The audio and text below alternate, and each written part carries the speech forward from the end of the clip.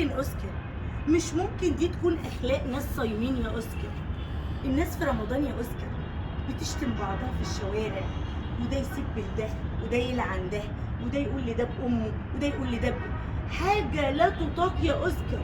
تعبت يا اوسكار من البني ادمين، مانيش عارفه انا اللي صح ولا هما اللي صح، انا اللي غلط ولا هما اللي غلط. انا بشوف الحاجه قدامي بتكلم عنها، ما بخافش، لان ما بخافش غير من اللي خلقني يا اوسكار. الناس عماله بتنافق بعدها يا اوسكار، حتى في رمضان يا اوسكار. انا ما بعرفش اكون كده. بتقول ايه؟ خليني زي ما انا؟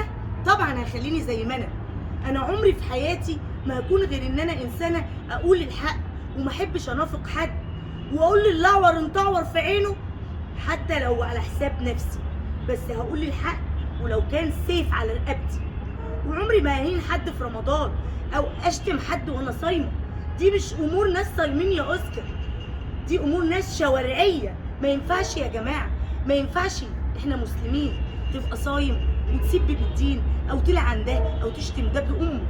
احنا في ايام مفترضه، عيب كلنا نلتزم بكل كلمه ربنا قال عليها. وكل سنه وانتم طيبين وربنا يهدينا جميعا.